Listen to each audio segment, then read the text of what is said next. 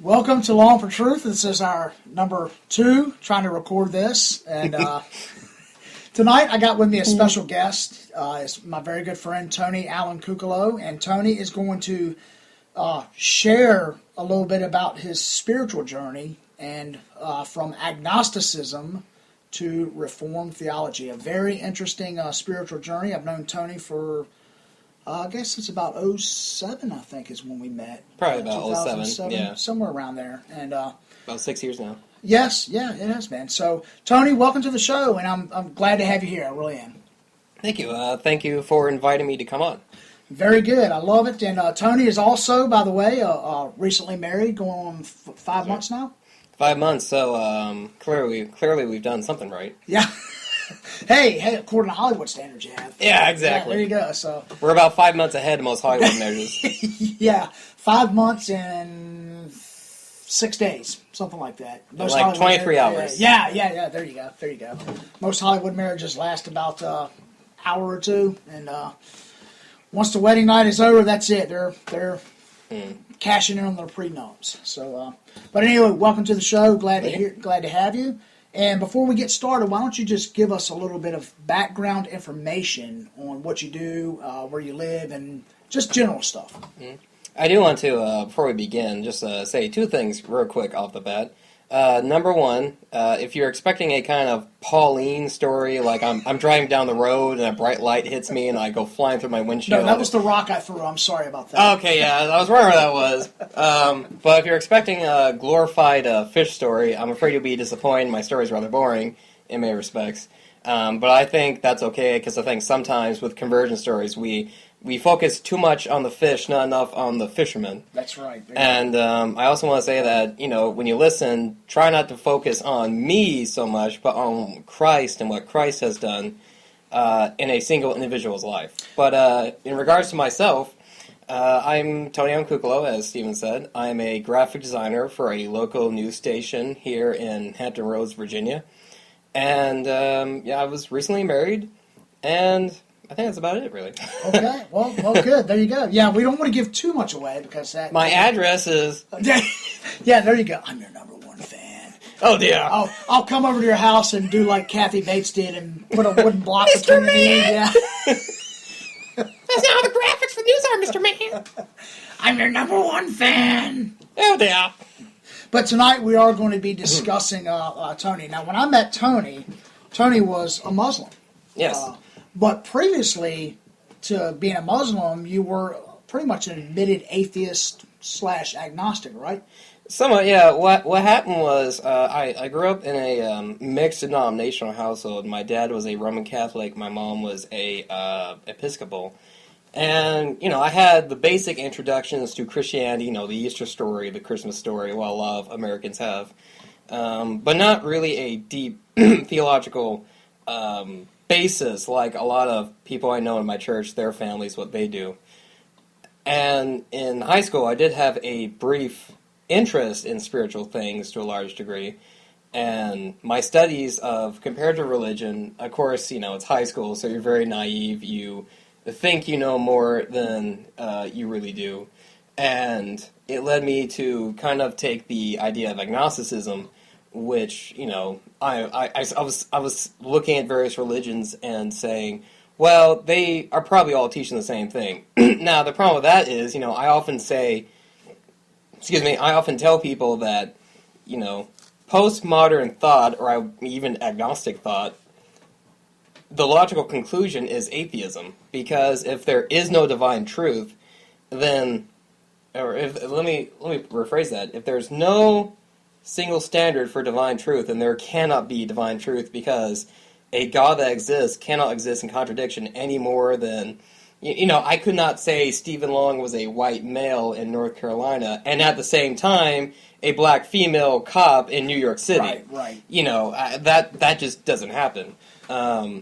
So from there, like I said, the logical conclusion is atheism. I went to that route.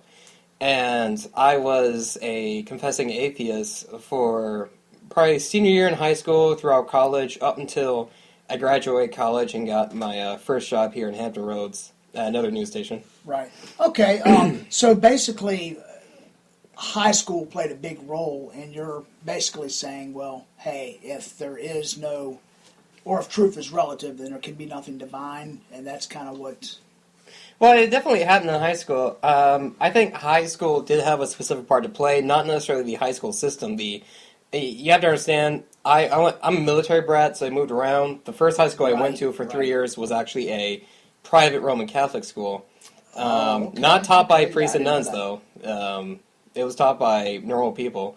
And we did have religion classes, but they weren't in-depth. They weren't like I'm sure a lot of classes are in a lot of Christian colleges, preparing you for...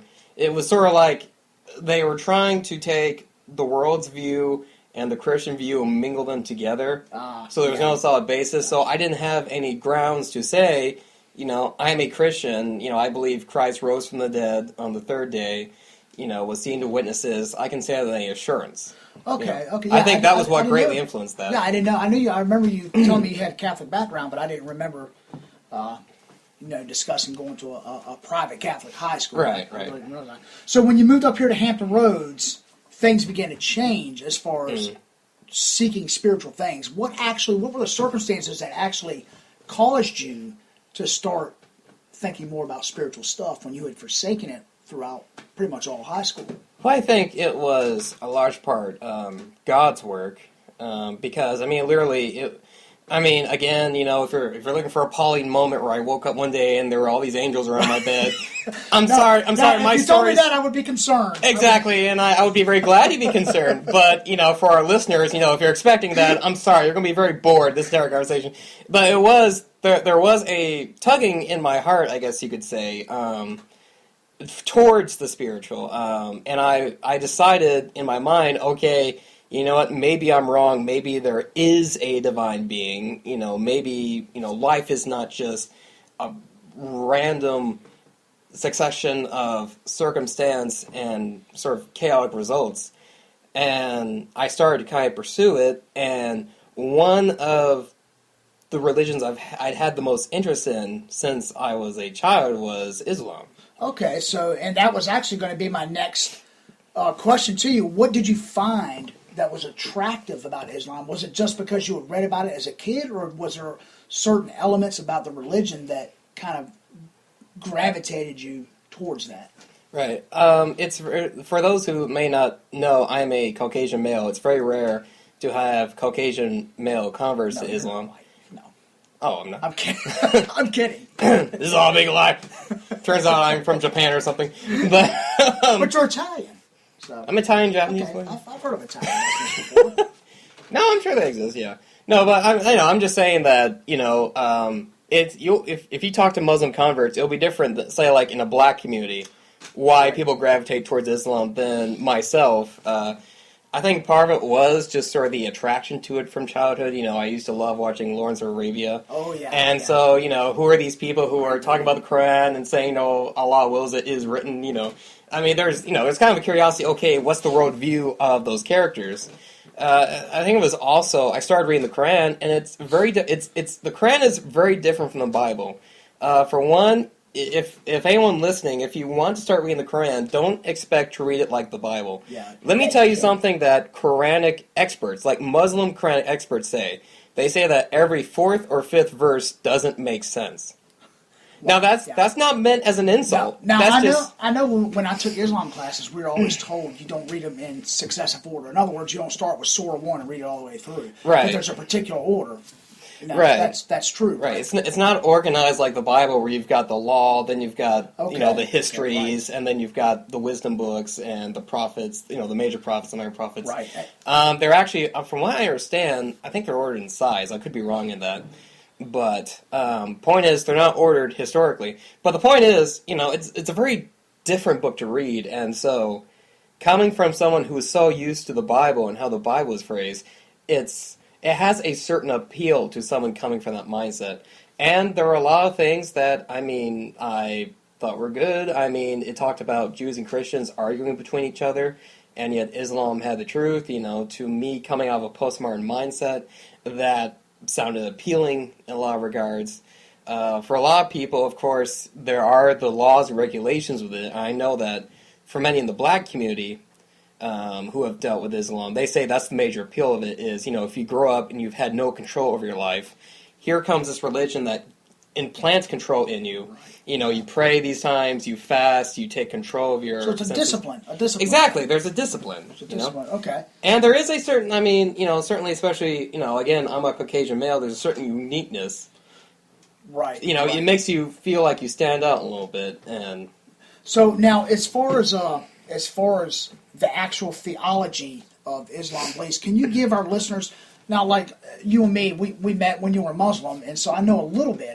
I certainly don't claim to be an expert on Islam, but just talking to you when you were Muslim, I gained a lot of understanding. But can you give our listeners just a little bit of background on Islamic theology? What is just a basic overview of what Islam is there anything? believes? Is there any specific aspect of the theology you want me to touch on? No, just kind of a basic. Just like if I were to say, give a basic Christian theology, and a minute and a half. You couldn't touch on every single aspect, but certain elements that actually make up the. Okay. It's kind of like that for Islam. Yeah, much of it I think I've touched before. There are disciplines. You've got the 5 pillars of Islam. Right. Charity, prayer, that kind of thing. For maybe to give a layman's kind of introduction, Islam comes from the 7th century. It comes from a man named Muhammad, as most people probably know that, who claimed to have had visitations from the angel Gabriel, yes, the Gabriel from Luke's Gospel, who started revealing to him a book from Allah that was to be revealed to the people. It's a monotheistic religion. It does teach discipline. It teaches faith in God. It values belief in the one single God as vital. One of the one of the largest Muslim critiques of Christianity is they perceive, because we believe in the Trinity, they perceive that as polytheism, right. which they believe is the greatest heresy. Yeah, in regards, I putting partners with Allah. Yeah, I had a Muslim tell me that, as a matter of fact, that I could never be forgiven, I guess I use that word in quotes, unless I rejected the doctrine of the Trinity. But also, they've a lot of their stories in the Quran, and I have read the majority of the Quran. I haven't read all of it, but I've read the majority of it. And of course, Islam, they perceive like things from the Bible. For example, Abraham and Isaac. In the Quran, it's Abraham and Ishmael. Right. If I'm well, some Muslims will argue that the language in the surah you're referring is vague, but yeah, there is a heavy tradition in Islam, but it was Ishmael who was almost sacrificed. Right. And if you study Islamic legends, like the Kaaba in Mecca, they believe that Abraham and Ishmael built that. Which is like, yes, I guess there's a chapter in Genesis that got left out. Yeah, I remember a Muslim telling me that. He was telling me all about that. And Sufyan, we've before, yeah. My Nigerian friend. Now, so you found yourself here in Hampton Roads. I'm assuming you came here in Hampton Roads because you landed a job at the news station. Yes. And so you landed here, you begin to gravitate, and you go towards Islam, and you make your first trip to the mosque. At that time, were you still, quote-unquote, seeking, or were you kind of fully convinced of, at least at that point, a higher being, a higher power? Well, that's a good question, because I do remember I went to the mosque in Hampton, actually. It's the first one I went to. And I remember I was going because I wanted to see what it was. I wanted to see what the worship was like. To answer your question, I probably was still seeking, but staying there convinced me because the first time experience, especially when, everyone says in unison, all the men in the room say, "Oh, me." That's just like, whoa, it's like hearing Gregorian monks chant for the first time. It's like, wow. I will say that my experience with Muslim Americans in the West, they've been very friendly. I tell people a story when I was still going to the mosque in Hampton. I was standing there, and this more Middle Eastern man walked in. And he's like, "Assalamu alaikum, assalamu alaikum," and then he turns and he looks at me, and he gives me a look like, "What are you doing here?" And I said, "Assalamu alaikum," and immediately his eyes lit up. He's like, "Oh, wa alaikum assalam," and shaking my hand, and So